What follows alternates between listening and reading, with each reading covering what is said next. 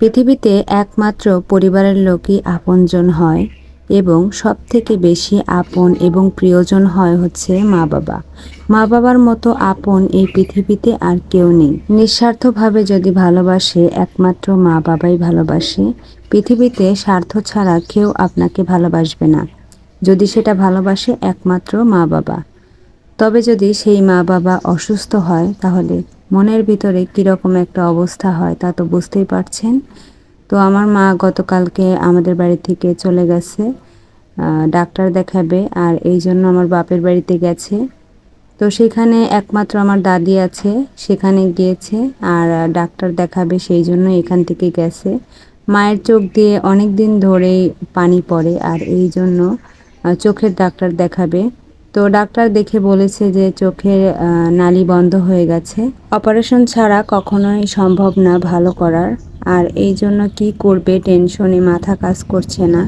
তো দেখি কি করা যায়, আপাতত এভাবে কয়েকদিন থাক। হ্যালো এভরিওয়ান, আসসালামু আলাইকুম। সবাই কেমন আছেন? আশা করছি সবাই অনেক অনেক ভালো আছেন এবং সুস্থ আছেন।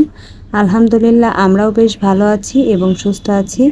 কাছে কিংবা দূরে, দেশ এবং দেশের বাহিরে যে যেখান থেকে বসে আমার আজকের এই নতুন ভিডিওটা দেখছেন, আপনাদের সবাইকে আন্তরিক শুভেচ্ছা ও অনেক অনেক অভিনন্দন জানিয়ে আমার আজকের ভিডিওটা শুরু করতে যাচ্ছি। আজকে সকালে ঘুম থেকে উঠে আর কিছুই বানাইনি, সরাসরি কিন্তু রান্না করতে চলে এসেছি। তো গতকালকে নিয়ে এসেছিল কয়েকটা সিম, মানে 1 কেজির মতো সিম নিয়ে এসেছিল। তো সেই সিম কয়েকটা ভাজি করব আর মরিচের বোটাগুলো এখনই ছাড়িয়ে নিচ্ছি, তাহলে পচে যাবে, কয়েকদিনের মধ্যে পচে যায়। আর এই জন্য মরিচের বোটাগুলো ছাড়িয়ে নিচ্ছি। শুধু সিম ভাজি করলে একদমই মজা লাগে না, আর সিম ভাজির মধ্যে যদি কয়েকটা আলু দেওয়া যায় তাহলে কিন্তু সিম ভাজিটা খেতে অনেক টেস্টি হয় এবং তুলতুলে নরম হয়, খেতেও কিন্তু দারুণ লাগে। আর এই জন্য সিম ভাজির মধ্যে কয়েকটা আলু কেটে দিব, এতে করে সিম ভাজিটা আরও বেশি মজাদার হয়ে যাবে। তো আজকে রান্না করব হচ্ছে পুঁটি কাপ মাছের ঝোল করব, আলু বেগুন এবং সাথে ধুন্দল দিব। মা বাড়িতে চলে গেছে, আমার একদমই ভালো লাগছে না। কালকে এখানে ছিল, কত সুন্দর লাগছিল আর আমার মেয়েরও অনেক ভালো লাগছিল। আমার মাকে পেলে আমার মেয়ে অনেক খুশি হয়। আর কোনো আত্মীয় স্বজন আসলে সেদিন কিন্তু বাড়িটা একদম ভরপুর হয়ে যায়। তবে সেই আত্মীয়গুলো যদি চলে যায় সেদিন কিন্তু একদমই আর ভালো লাগে না।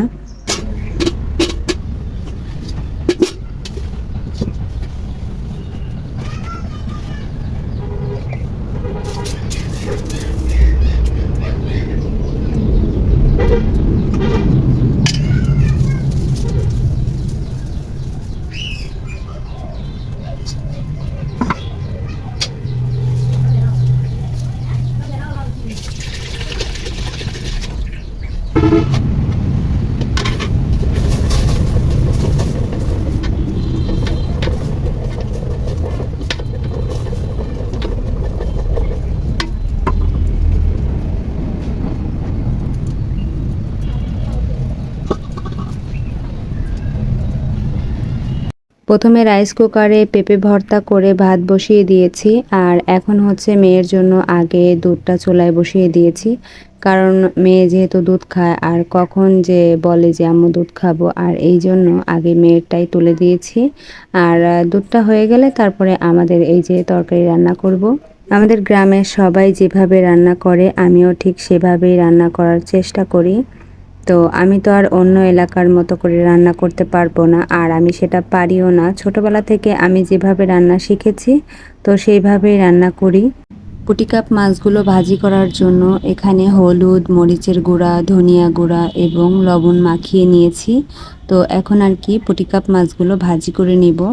তো আমার আজকের ভিডিওটা আপনাদের কাছে কেমন লাগছে তা অবশ্যই কমেন্টে জানাবেন। আর যদি ভালো লেগে থাকে তাহলে অবশ্যই আমার ভিডিওতে একটি লাইক করে দেবেন। আপনি যদি আমার চ্যানেলে নতুন হয়ে থাকেন তাহলে অবশ্যই আমার চ্যানেলটিকে সাবস্ক্রাইব করে আমার পাশেই থাকবেন। এতে করে আমি নিত্য নতুন ভিডিও আপলোড করার সাথে সাথে আপনাদের কাছে নোটিফিকেশন আকারে পৌঁছে যাবে এবং আমার ভিডিওগুলো সবার আগে কিন্তু দেখতে পারবেন। যারা যারা আমার গ্রামের ভিডিওগুলো দেখতে পছন্দ করেন তারা কিন্তু অবশ্যই আমার চ্যানেলটিকে সাবস্ক্রাইব করে আমার পাশেই থাকবেন। অলরেডি আমার কথা অনুযায়ী কাজটি যদি আপনারা করে থাকেন তাহলে আপনাদেরকে অসংখ্য ধন্যবাদ। আগে মাছগুলো ভাজি করে নিলাম। আগে যদি মাছগুলো না ভাজি করি, সিম ভাজি করতাম তাহলে হয়তো লেগে যাওয়ার একটা সম্ভাবনা থাকতো। তো সেই জন্য আগে মাছগুলো ভাজি করে নিয়ে এখন সিম ভাজি করছি। তো সিম ভাজি নামিয়ে তারপরে আবার তরকারি কষিয়ে নিব। তো এভাবেই আমি রান্না করি। তো আপনারা কারা কারা আমার মতো করে রান্না করেন? তো গ্রামের মানুষ তো হয়তো বা ভুল হতে পারে, আপনাদের মতো রান্নাটা নাও হতে পারে। সিম ভাজি করা হয়ে গেছে আর এখন আমি সিম ভাজিগুলো বাটিতে তুলে নিচ্ছি আর হালকা করে কড়াইটাকে পরিষ্কার করে নিয়ে তারপরে আমি এখন তরকারি কষিয়ে নিব।